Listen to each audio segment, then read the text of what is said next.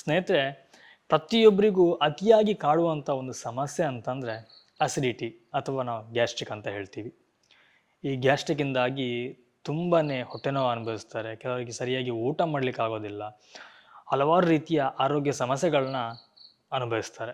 ಈ ಗ್ಯಾಸ್ಟ್ರಿಕ್ ಶುರುವಾಯಿತು ಅಂತ ಹೇಳಿದ ಕೂಡಲೇ ನಮಗೆ ಅಲ್ಲಲ್ಲಿ ಹಿಡಿದಾಗ ಆಗೋದು, ನೋವು ಬರುವುದು, ಒಂದು ಉಲ್ಲಾಸ ಇರೋದಿಲ್ಲ, ಮಾನಸಿಕಗೂ ಸ್ವಲ್ಪ ಒತ್ತಡಗಳಾಗುತ್ತೆ. ಇದಕ್ಕೆಲ್ಲ ಒಂದು ಒಳ್ಳೆಯ ಮನೆಮದ್ದನ್ನು ನಾನು ಇವತ್ತು ನಿಮಗೆ ತಿಳಿಸ್ಕೊಡ್ತಿದ್ದೀನಿ. ಸ್ನೇಹಿತರೆ, ಪ್ರತಿದಿನ ನಾವು ಒಂದೊಂದು ಮನೆಮದ್ದನ್ನು ನೋಡ್ತಾ ಹೋದರೂ ನಾವು ಸಾಯೋ ತನಕ ಮನೆಮದ್ದು ಅನ್ನೋದೇ ಮುಗಿಯೋಲ್ಲ. ಅಷ್ಟೊಂದು ಮನೆಮದ್ದುಗಳನ್ನು ನಾವು ಹೊಂದಿದ್ದೇವೆ. ಆದರೆ ಅದರ ಬಗ್ಗೆ ಸರಿಯಾದಂಥ ಮಾಹಿತಿ ಇರೋದಿಲ್ಲ. ನಾವು ಹೆಚ್ಚಾಗಿ ಏನು ಮಾಡ್ತೀವಿ ಅಂತಂದರೆ, ಯಾವುದೇ ಒಂದು ಮನೆಮದ್ದಾಗಿರಲಿ, ಕಾಯಿಲೆ ಬರೋದಕ್ಕಿಂತ ಮುಂಚೆ ನಾವು ಅದನ್ನು ತಗೊಳ್ಳಿಕ್ಕೆ ಹೋಗೋದಿಲ್ಲ. ಯಾಕಂತಂದರೆ ನಮಗೆ ಆ ಸಮಸ್ಯೆ ಇಲ್ಲಲ್ಲ ಅಂತ. ನಾವು ಕೆಲವೊಂದು ಮನೆಮದ್ದುಗಳನ್ನು, ನಾನು ಎಲ್ಲದಂತ ಹೇಳಲ್ಲ, ಬಟ್ ಕೆಲವೊಂದು ಮನೆಮದ್ದುಗಳನ್ನು ನಾವು ನಮಗೆ ಆರಾಮಿಲ್ಲ ಅಂತಂದರೂ ಅಥವಾ ನಮಗೆ ಆರೋಗ್ಯ ಸರಿ ಇಲ್ಲ ಅಂತಂದರೂ ನಾವು ಅದನ್ನು ತಗೋಬಹುದು. ಯಾವುದೇ ರೀತಿ ಸೈಡ್ ಎಫೆಕ್ಟ್ಗಳು ಇರೋದಿಲ್ಲ. ಹಾಗೆಯೇ ಆರೋಗ್ಯಕ್ಕೂ ಸಹ ತುಂಬ ಒಳ್ಳೆಯದಾಗುತ್ತೆ. ಸ್ನೇಹಿತರೆ, ಗ್ಯಾಸ್ಟ್ರಿಕ್ಗೆ ಬೇಕಾದಂಥ ಮನೆಮದ್ದು ಮಾಡಲಿಕ್ಕೆ ನಮಗೆ 3 ಲವಂಗ ಬೇಕಾಗುತ್ತೆ.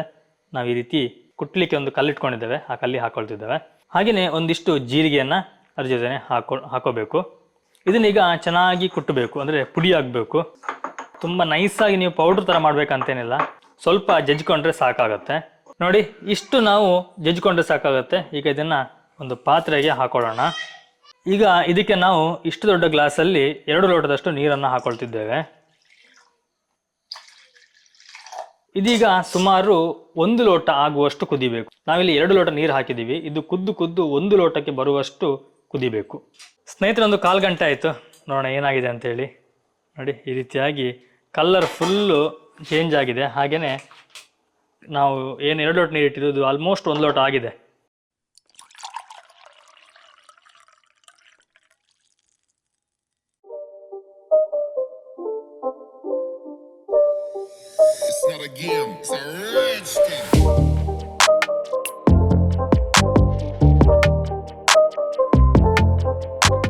ಈ ಒಂದು ಮನೆಮದ್ದಿನ ಸಂಪೂರ್ಣ ವಿಡಿಯೋವನ್ನು ನಮ್ಮ ಫುಡ್ ಮೀಡಿಯಾ ಯೂಟ್ಯೂಬ್ ಚಾನಲಲ್ಲಿ ಹಾಕಿದ್ದೀನಿ. ನೀವು ಅಲ್ಲಿ ಹೋಗಿ ಈ ವಿಡಿಯೋನ ಸಂಪೂರ್ಣವಾಗಿ ನೋಡ್ಬೋದು.